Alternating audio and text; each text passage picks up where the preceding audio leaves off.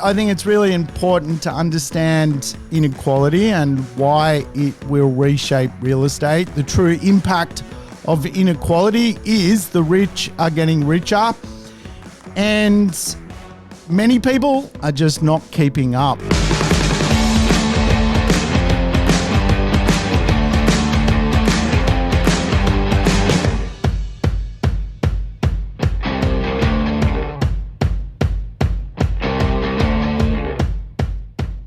Welcome to the Urban Property Investor. I'm your host, Sam Saggers, here to help you crack the code of real estate wealth. Today's show, another code cracker. We're going to dig into inequality, one of the biggest megatrends there is around the globe today, and what it means for us as property investors. As well, of course, a lot of people today are not feeling so crash hot about their economic decision making. I want to explore what that actually is, so you don't fall into the trap of ending up on the wrong side of inequality throughout your lifetime. And of course, we're going to dig into some of the real dynamics around inequality and what it can do to people, which of course is a bit of a deep conversation. However, as you know, I'm gauche. I'm as gauche as they come. And as such, I try and make deep conversations a little bit amusing. So today I want to tackle a tough one. We're going to go back to shame. Yes, money shame. Part 2 is here, and we're going to dig into what inequality does to the market, what property can do to human beings, and how many people feel like they're being left behind off the back of the recent price movements in real estate. Tell you what, I don't know if this show is going to make it to the end. The Gospodar, the Hearth and Homer, is outstanding out the front of his house with a leaf blower in hand. He is ready to blow leaves. And in fact, he doesn't really even have too many leaves to blow, but for whatever reason, every time he leaf blows, it goes for a good half an hour. This show, of course, goes for generally about 45 minutes to an hour. So my rules are you've got to play the show in double speed. I wish I could live in double speed because I do not want to listen to my Hearth and Homer neighbor smashing leaves because he's so bored that he does it longer than what is necessary. In fact, if there was a political party which I could vote for that brings back the broom, I would vote for it. In fact, that'll be my next t-shirt. Bring back the broom. Hey, I tell you what, I think it's really important to understand inequality and why it will reshape real estate. The true impact of inequality is the rich are getting richer, and many people are just not keeping up. And why do the rich get richer? It's a big conversation. I want to teach you why rich people are getting more wealthy. The fact that most people with assets off the back of coronavirus who have stuck it out and have assets that they bought many, many years ago are just waking up with bucket loads more money than when they went into this thing called the pandemic. And it's interesting to understand and watch asset allocation and the redistribution of wealth pour into the top of the funnel, and just seeing why rich people are getting richer and so many people are being left behind. So obviously that is a tricky conversation, but I want to have this conversation. I don't want you to wake up in 10 years from now and say, Sam, I listened to your podcast for 10 years and you never had the money conversation with me, the inequality conversation with me. So today we're doing it. We're going to bring back the shame, which certainly I felt as a child growing up. Money shame. The reality was, in my world, I grew up quite an awkward kid surrounded by a bucket load of wealth. My neighbors, millionaires, billionaires. And for me, I wasn't. I grew up in a strange house that was rather like a house falling down. My dad and mum were hardworking, 7-day-a-week people, battling to get ahead. Generationally speaking, they gave me a gift, and I'll talk about generational wealth and why potentially your decisions that you make today will actually impact your legacy or your family for many decades to come. You know, the reality is 1 in 5 Australians today is living in an inequality state.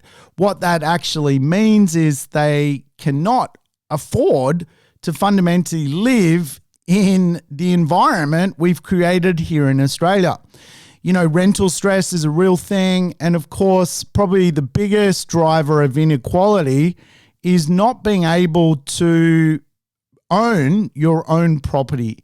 One of the biggest drivers in OECD countries of inequality is house price growth or property value growth.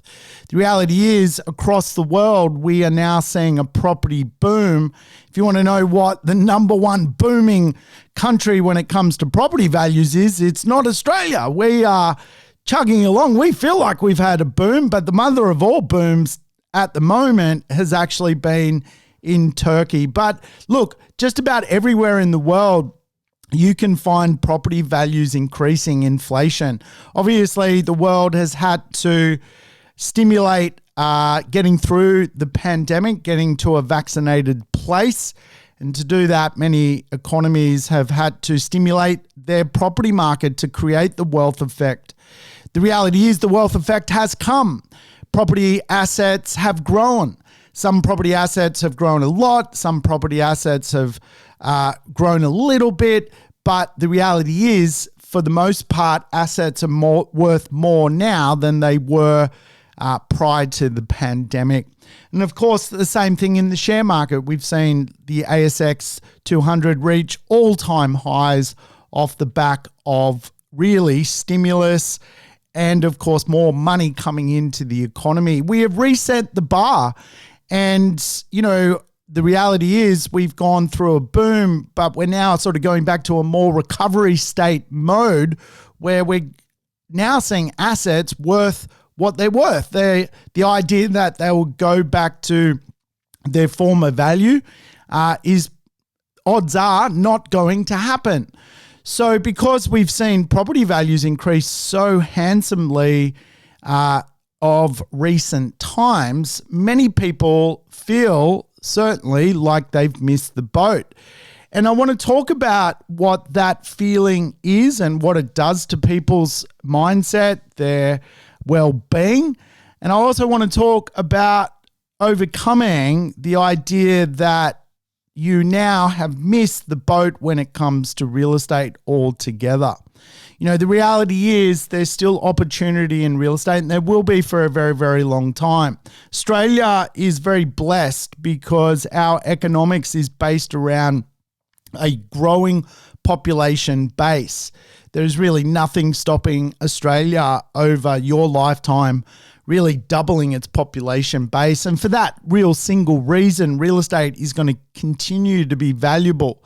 What's getting harder, of course, is finding really affordable properties in really good locations and making them stack up mathematically as a property investor. Property investment may actually not be a thing 10 or 15 years from now as the marketplace morphs into a home buyer market first.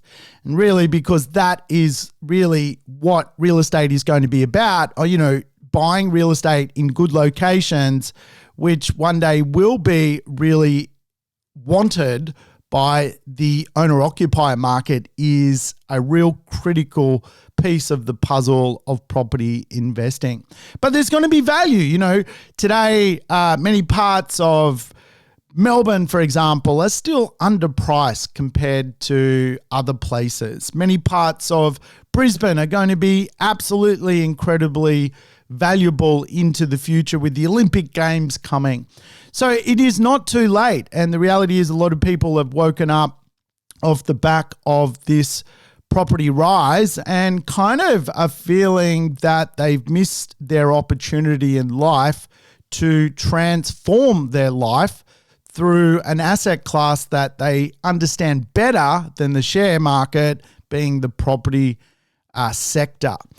And I'm here to tell you it's not too late. It's not going to be too late for at least another decade or so. And that really does give you ultimately another cycle to get things right.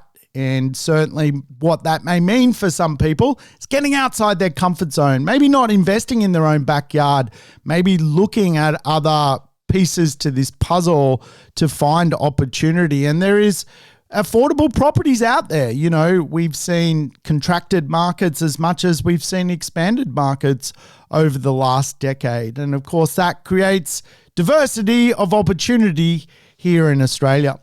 But what is real is the fact that wealthier people are becoming richer. And when we look at the top OECD countries, we can see that Australia is no longer a middle-class marketplace. You know, we've got people who are making a bucket load of money at the top of the funnel.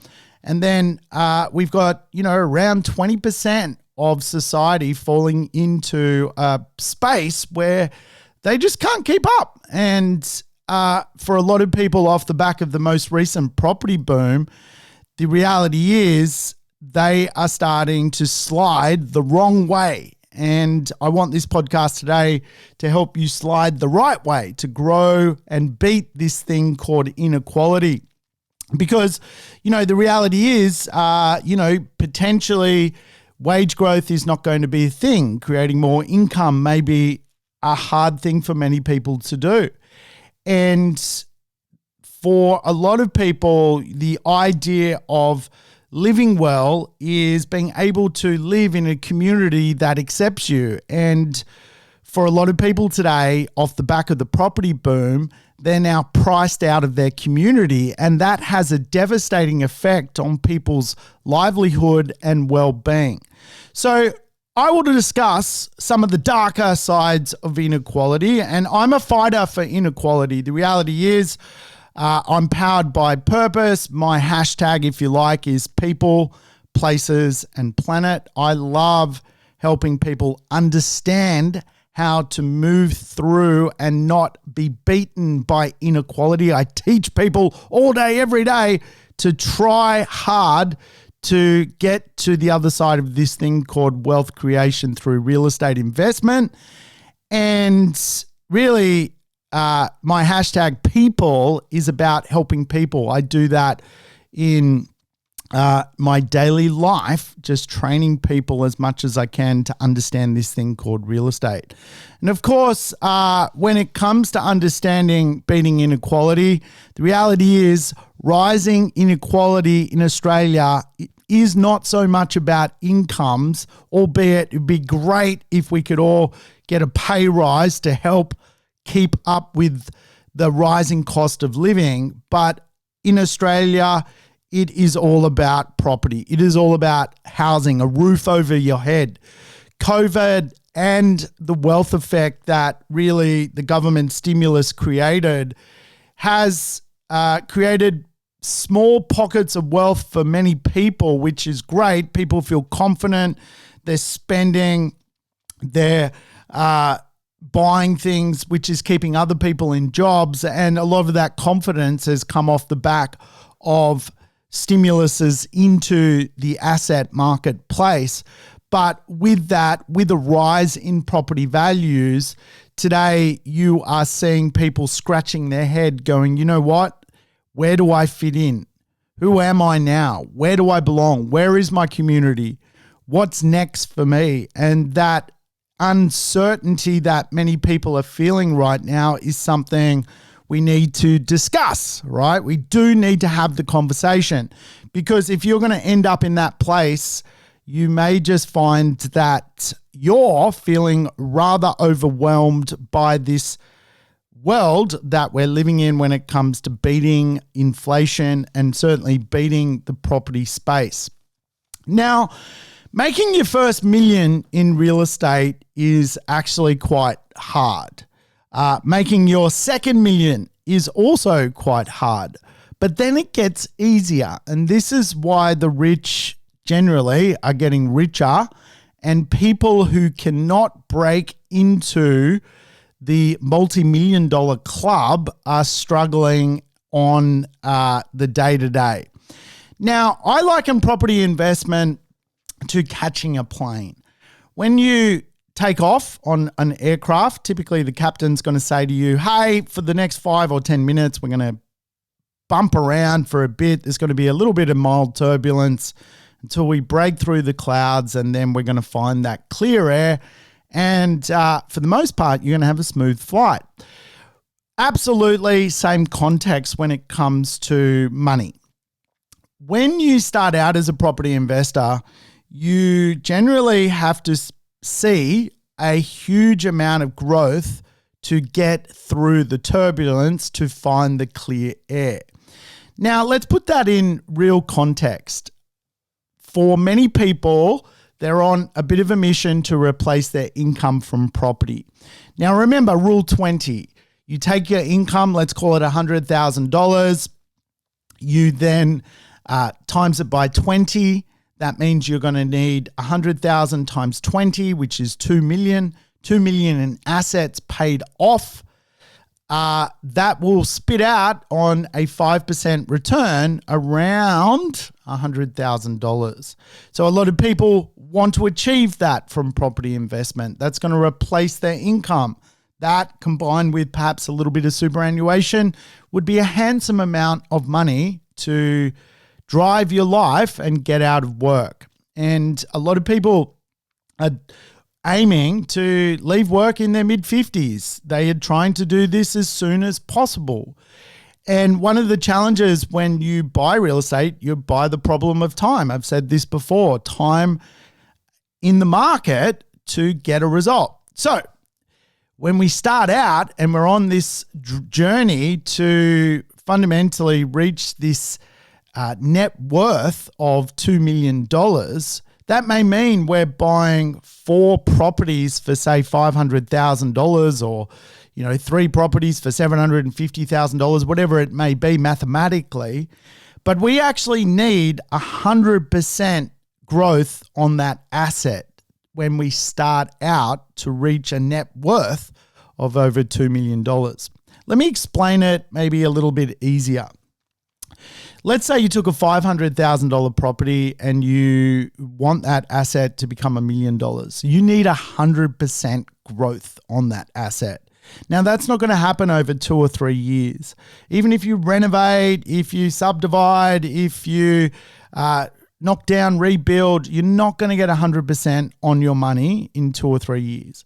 You will over a 15-year period. And that is one of the biggest, basically, mind-blowing problems for property investors. To get 100% return on your investment, you're going to need time in the marketplace. Now, let's take it one step further. A $1 million investment to become a $2 million investment, you need 100% return on your money.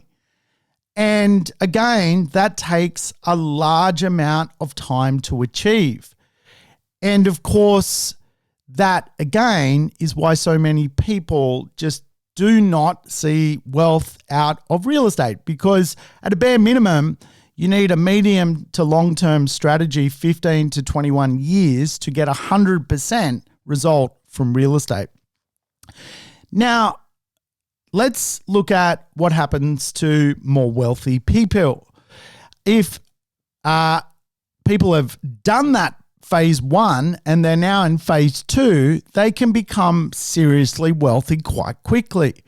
Because if you want to make $1 million and you've got $2 million worth of net assets and you want them to become $3 million worth of net assets, you no longer need 100% return. You only need 50% return to go from 2 to 3 million. In other words, the market doesn't need to do as much work for you to make $1 million. And of course, to go from 3 million to 4 million, that's a 33% return. And to go from 4 million to 5 million, that's a 25% return. And of course, the more you've got, the less you need from the market to create $1 million. And the reality is, For someone with a net worth of $5-6 million, another $1 million is still a lot of money. It's a lot of money if you've got no money. It's a lot of money if you've got $5-6 million. But what is happening for many people, and what has happened off the back of the inflation we have seen, is people are getting 20% growth on assets that they own if they're controlling a lot of wealth and making $1 million. It's happening that quickly for them because they do not need a full 100% result on their asset. And this is the challenge for many people starting out. You've got to go and get 100% return on your investment, and you've got to get 100% return on, at least generally, because of the way servicing works and borrowing money and getting rents to cover your debt. You know, you may need 3 $700,000 properties to double in value before you get through the turbulence to the clean air. Then it gets easier. Then, of course, you need more time. You need the market to also work for you, but you don't need the market to work as hard for you. And this is why the wealthier are getting richer, because they don't need the market to work as hard, and they will make a quick extra $1 million. The reality is, it's happening to a lot of people. It's happening to me. I've come through the turbulence. I'm on the other side. I don't need 100% result from real estate on my assets to make $1 million. And this is, again, how we are seeing the divide happen between really the middle class in Australia. People with assets are leapfrogging ahead of those people who are starting out or maybe need 100% return on their investment. And it just feels a bit stretched at the moment. And for a lot of people, they're analyzing their net worth and going, you know what? I'm falling behind and I can no longer afford that real estate, and I'm getting thrown out of community. And I'm here to tell you that you've got to keep going. There's no point in worrying about what happened last year or last week. It's what is possible tomorrow, which is, of course, what your opportunity is. Now, when you look at, for example, some of the top 1% of net worth in the world, the older you get, the more wealthy you get. And there's, that famous dynamic that Warren Buffett didn't become a billionaire until he was 54. Why was that the case? Why did he become wealthy in his late 50s? Same principle I'm talking about is the idea of compounding wealth. Once you do the hard bit, the idea of compounding money off the back of the more assets you've got, you just need less growth to create more millions. And that's just really how it works. And if you study really the top 1% of net worth holders in the world, you'll find that, at age, for example, 40, the top 1% have a net worth of close to $5 million. And they find it a lot easier to make another million and another million. And it's just the way it works. So your job, if you like, you've got to break through that turbulent barrier to the clean air. And again, a lot of people struggle with that part because it does feel like you spin your wheels. It does take 20 years. And, I'm just blessed. I started, in my 20s, and I'm now in my 40s. And guess what? I'm in clean air. And there's been really no other formula other than acquiring assets and learning along the way and allowing time to do its thing and allow money transformation to do its thing. And you find the clean air. And then all of a sudden, the assets you've got will work for you, but not need as much to do what you need in the beginning. So I think we've covered that. I've probably overcovered it. Does anyone feel like I've overcovered it? I think I've overcovered it.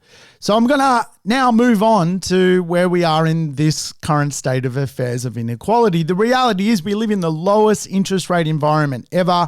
It's arguably more affordable to buy real estate now than ever before. Certainly living through some of the high interest rate eras of, say, 2007, when you're borrowing money at 9.5%, 10%. I took out a 13% loan in 2007. In fact, back then, to curb inequality, to make it affordable for people, the banks were coming out with, in 2007, 40-year home loans, 40 years, because society couldn't keep up with the cost of buying real estate when borrowing money was 8, 9, 10%, 13%. So some lenders were coming out with 40-year home loans to spread out the cost to run the asset back then. It never actually took off more than 1 year, because the very next year we had the GFC, and it kind of poleaxed the cash rate, pushed it right down. And of course, many of the lenders didn't need to, expand on their idea of doing 40-year home loans.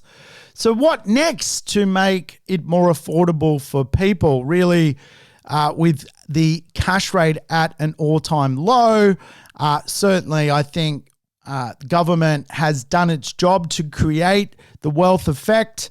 It's made a lot of people wealthy who will spend, who will now pour their money into holidays and updating their clothing and retail and all those type of things. But, for people who perhaps are struggling, the government has come out with an adjustment to the tax rate, which again is trying to accommodate this challenge that everyone is facing, is that a lot of people aren't keeping up with the cost of living. And really, when you look at the personal tax rate amendments, which are, unfolding. We've had our first one, second one due in the 1st of July 2022. One after that, 1st of July 2024. Fundamentally, the best way to understand it is a lot of people's marginal tax rate is being changed. For example, today, if you earn $87,000, you're paying 37% tax. Then you jump up to a higher tax rate. That is going to be spread out to $120,000. So what that ultimately means for many people is they'll get an extra few $1,000s every year to spend in the economy. But let's face it, a few $1,000s ain't going to get you far when all of a sudden you need an extra $100,000 or $200,000 to buy the same real estate, or even today with where we're at with rental stress, of course, more money to top up that rental property you're potentially renting at the moment. Now, obviously, at some point, we're going to see a bit of a rental crisis in Australia in the not so distant future. And of course, what that is going to come out of is low stock numbers, low stock being created, lots of people, low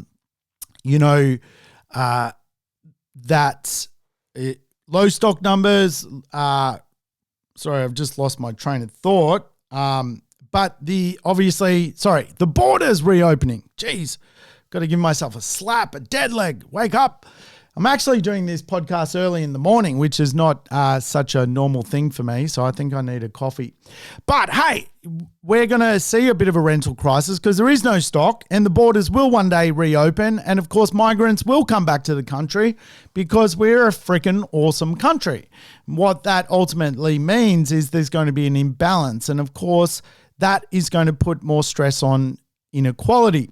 Now, today, we are seeing up to 40% of people's income go into renting a property. That is very high for OECD countries.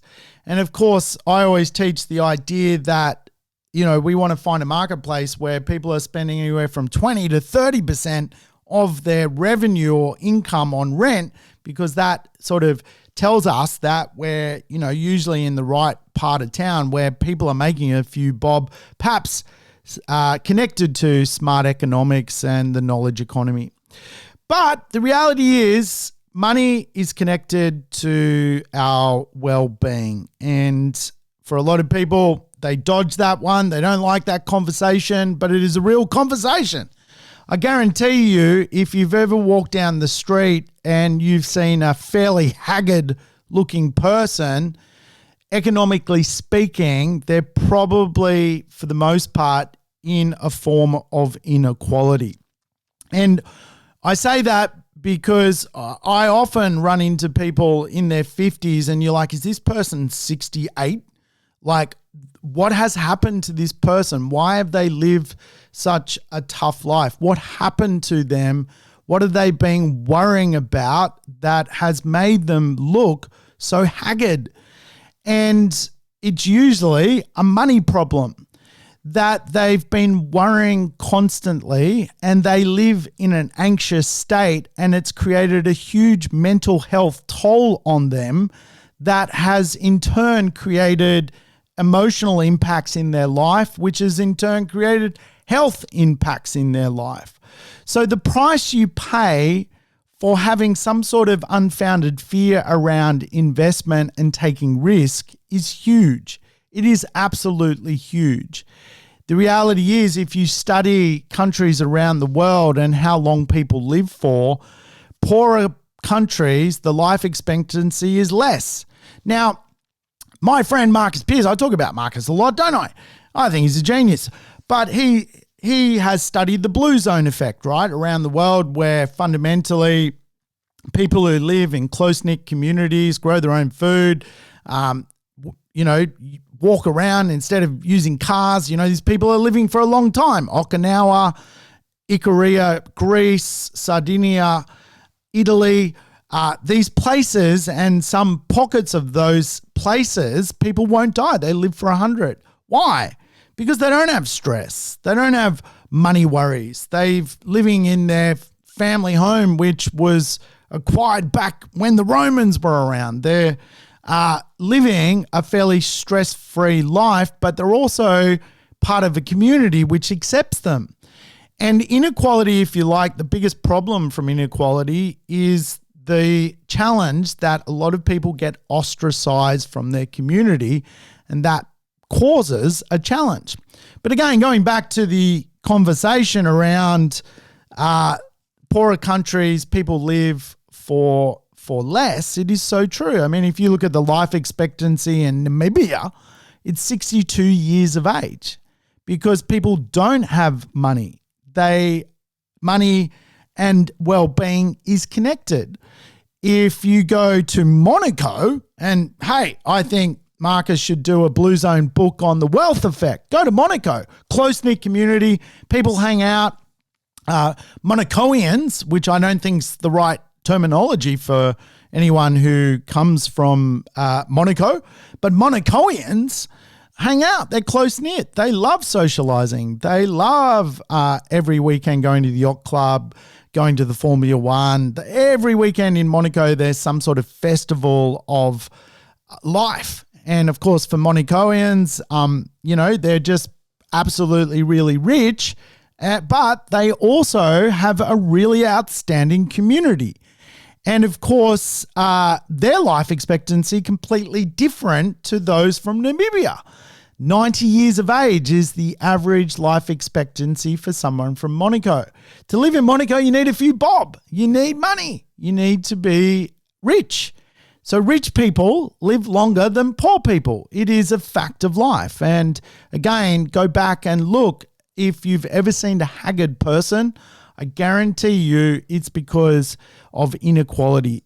Inequality, for the easiest way to understand it, is just not being able to keep up with the rat race, but also worrying a lot about your future. And, the reality is inequality is a transformation. And unless you embrace it, probably your legacy will be in passing on further inequality to your offspring. And that, to me, is something which is ingrained in me, because when I look at, my grandparents, for the most part, they were just simple folk struggling along. When I look at my dad, he was, literally had to leave school early to, he grew up basically being raised by his auntie. He grew up in World War II, literally a completely different world, but he took the ambition to go and start a small little enterprise, ran a market stall, made some money. The greatest gift he gave to me was to send me to private school, where I got to meet some interesting people. I got to learn from, some of the wealthier class, which I was not part of. I got to see my difference early on being unequal, and I got to learn early on how that felt as a human being. And literally I got to grow up in a suburb which was quite wealthy. And of course, my money shame as a kid was feeling inequality. And of course, the best lesson for me as a child was that feeling, because I was coached to overcome that feeling, to enter my adult working career understanding that I was enough and my self-esteem was high enough to move forward. But generationally speaking, I have certainly got to a position where now my offspring should have no problem making $100 million. Absolutely no problem.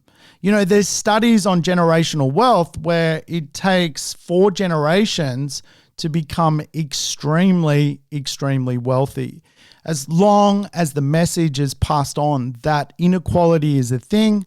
And of course, if you want to change the world, you're going to need a few bob to it. I feel like I'm doing my part. I want to leave this world a better place than when I came into it.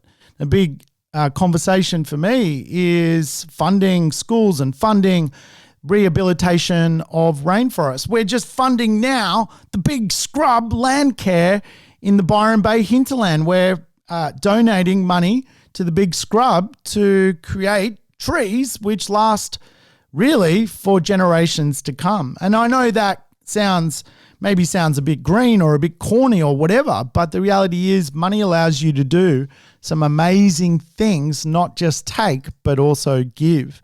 And when I talk to many people from migrant countries that come to Australia, what I admire about them most is their work ethic. They get it. Generationally speaking, their forefathers were not wealthy. And I've had this conversation with, for example, Indian friends that have come to Australia who, obviously when parents were not the Maharaja of a pocket of India. I've had friends, for example, that I'm good friends with now here from Brazil. There's a lot of Brazilians coming to Australia, isn't there? We love Brazilians. They're crazy. They do crazy things. They're very instantly Aussie-like, if you like, because we kind of feel like we're a bit crazy, but they're even crazier. And I have some deep conversations around generational wealth. Of course, slavery was a massive thing in Brazil. So if your forefathers were held back, then generationally speaking, you're going to be a little bit behind potentially people who are here today. But it doesn't stop you, because a lot of people here whose forefathers have done some heavy lifting for them to get them to really a privileged state, people rest on their laurels. They forget that the race doesn't actually end. Inequality can catch you quite quickly. And of course, that's the state we find ourselves today, where inequality is actually the enemy between us. It is dividing society. I sat with a friend the other day, and of course, he was very, very melancholy. Property prices have bolted in his local community, and now he absolutely feels like a failure. All of a sudden, I feel like a winner. He feels like a failure. now there's this weird enemy between us. It's a strange feeling. For the last 5 years, he has been talking to me about buying real estate, but has procrastinated for 5 years. Now, rather than talking about where he feels like he belongs as part of community, he is now talking to me about buying real estate some 100 kilometers from his community. He feels like he's being pushed out of society. And again, the great study of well-being and living for a long time, you need to love where you live and you need to be part of community. All of a sudden, the real impact of his procrastination to buying real estate is coming home to roost. He is now facing social challenges when it comes to how his life works. And again, I think one of the biggest challenges from breaking through the clear air dynamic, which I've been talking about, is limiting beliefs. A lot of people have limiting beliefs about real estate. And today I'm here to tell you, you've got to shake out those limiting beliefs that property is not going to work for you. You miss the boat when it comes to prices, because all that's going to happen is fast forward 10, 15 years from now, you won't be in the clear air zone and you may not actually have an economic outcome from your life going to your job every day. Procrastination is a big challenge. And I often see people who wish they got into wealth earlier, and really when we discuss those conversations with them, all comes down to some sort of unfounded fear that they planted in their head at some point. And I think there is a few reasons people procrastinate. First reason is perfectionism. When I study my friend and his challenges, and I really feel for him at the moment, I'm going to do my best to, chipper him up, do a little jig in front of him, take him to the pub, do what I can to make him feel like he is not a failure and he hasn't fallen behind. But really, his undoing over the last 5 years of not participating was perfectionism. He wanted the perfect property, the perfect price, the perfect this, the perfect that, the perfect street, the perfect time, the perfect home loan. And perfectionism basically made him procrastinate to the point where now the real impact is not just money, it's now community. And I can tell you, community is worth more than money. Being able to be part of other people's lives and share people's lives and proximity is power. If you're not in proximity to the people you love, you lose power. When you lose power, all of a sudden your life experience changes. And unless you can go and find new community, you're going to struggle, right? I think the next reason people procrastinate is really just fear of the unknown. Think about it. Think about the last time you procrastinated, right? No doubt it was because you didn't know what you're doing. And I think a lot of people just sit on the fence way too long when it comes to property investment or buying their first home or buying a property because of the unknown. They don't know how the contract system works. They don't know what a rental return is, the fear of the unknown. And of course, that's just a skill deficit. And the reality is the easiest way to overcome a skill deficit is just to create better proximity around yourself to get ahead, right? And that may mean finding educators around real estate, reading books, listening to my podcast 65 times, whatever it takes. Overcome procrastination and get going, because the sooner you get going, the sooner you go through that turbulent phase, which will take 15, 20 years. But, the reality is, you got to start as soon as possible because 20 years is quite a long time. But guess what happens when you get through the turbulence? Making money from real estate is not as hard as it is in the beginning. It is much easier the further down this course you go. So perfectionism, be very, very mindful of it, and of course the fear of unknown. And I think the reality is you've got to ask yourself some critical questions. What are you actually afraid of? What are you afraid of? Are you afraid that the market might drop $20, $30, $40, $50,000 on your asset? So what? You're holding it for a long period of time. Do not be afraid. Real estate is volatile. Share market's volatile. Assets are volatile. But their volatility versus the risk is very, very minuscule, because at the end of the day, real estate, people need a roof over their head. And the government's backing real estate. Banks are backing real estate. Banks have got more to lose out of real estate than you and I. So there's very little to be afraid of when it comes to doing this thing called property investment. What are the worst possible consequences? You know, I've been involved in real estate for a long time, and the reality is consequences really only unfold when you sell. That's it. The reality is holding real estate is pretty simple. You buy something in a pretty decent location, you rent it out. That's real estate.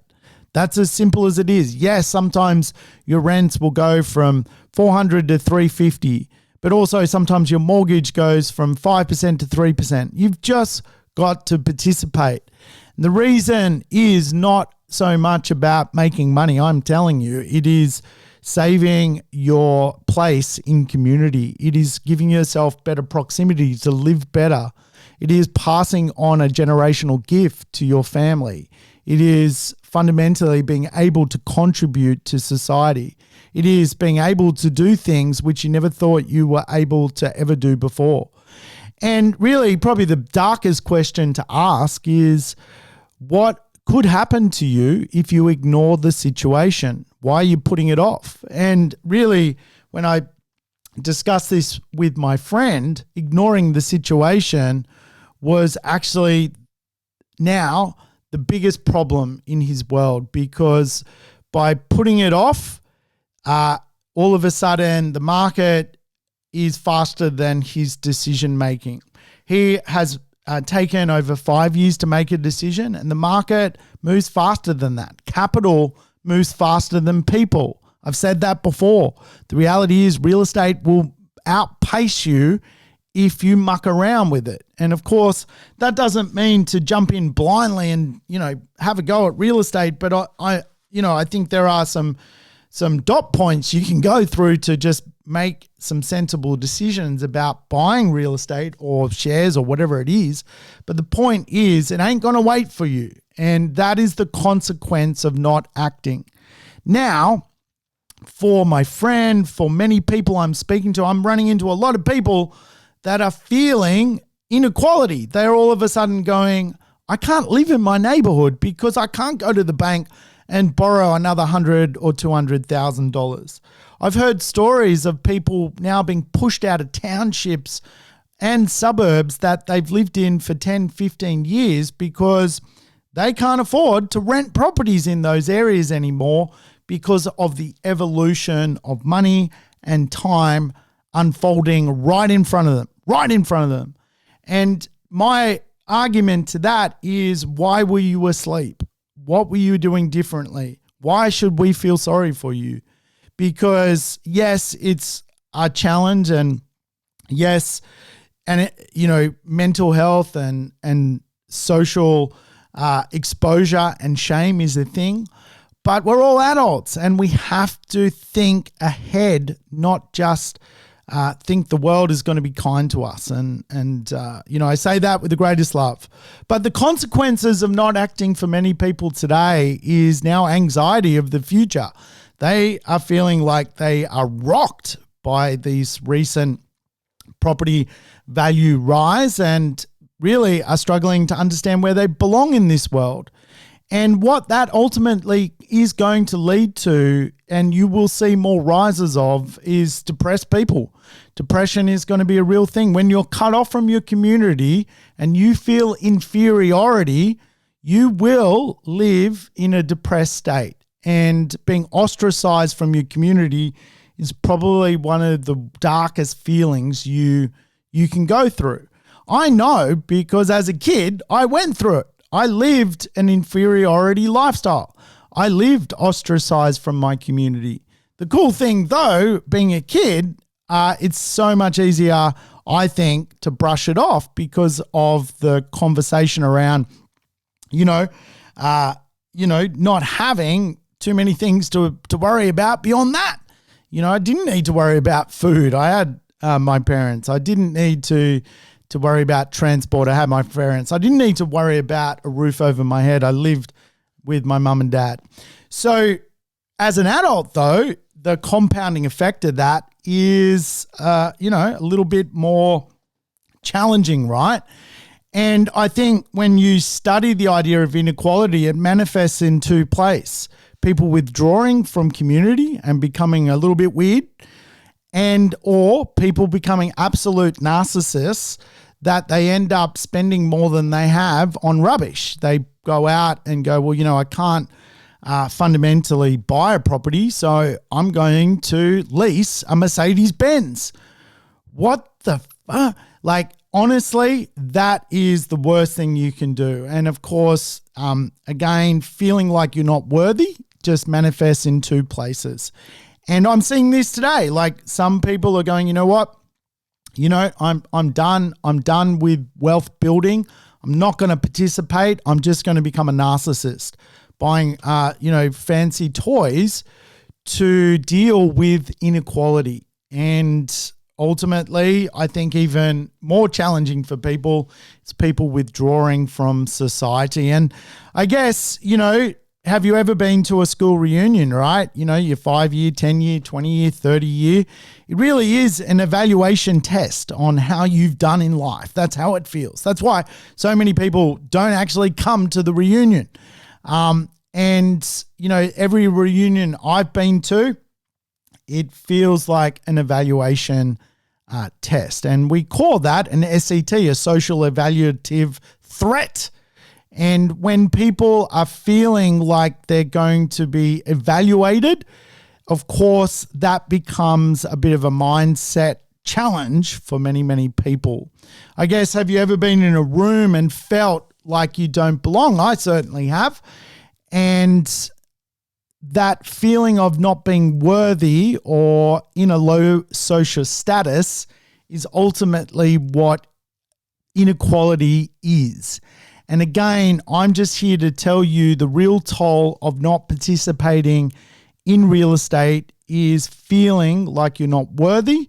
And ultimately, that feeling can lead to all sorts of dark places, which can take you on a direction where you don't want to go for years. You can feel depressed, anxious.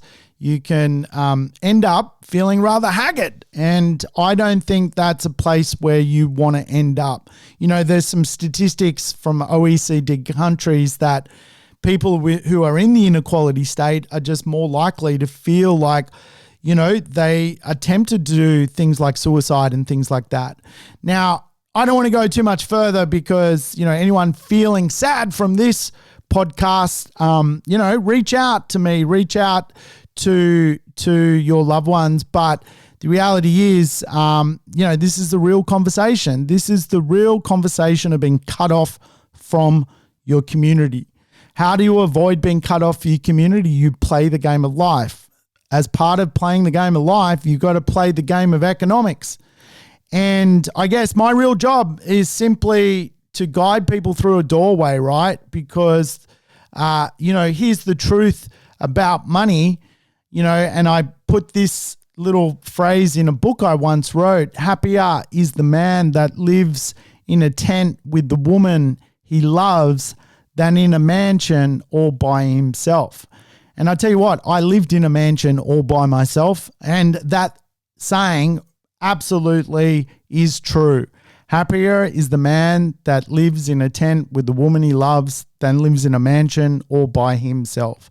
All that fundamentally is saying is happier is the person, man or woman, who's connected to community, who's acknowledged by community, than in this world where they don't belong. And again, I think, one of the challenges you've got to overcome when it comes to thinking about real estate is not going to make you rich quick. Real estate will make you rich. You've just got to go through a phase to climb out of the turbulence. And that, as much as anything, is a gift because it will help you see life through a different lens. When you get to go through pain, you get to know yourself so well. And there's no greater pain than holding on to real estate for 15 or 20 years and then becoming wealthy. Hey, thanks for tuning in to the Urban Property Investor. If you like today's podcast, feel free to leave me a review. I will catch you next time on a fun-filled episode of the Urban Property Investor. Thanks for tuning in to the Urban Property Investor. To never miss an episode, make sure you subscribe to the podcast on your favorite app or on YouTube. And I would love it if you could give the show a rating and share it with your friends and family. In between episodes, you can always keep in touch with me by connecting on social media over Facebook, Instagram, or LinkedIn. Until we meet again on the next episode of the Urban Property Investor, take care and bye for now.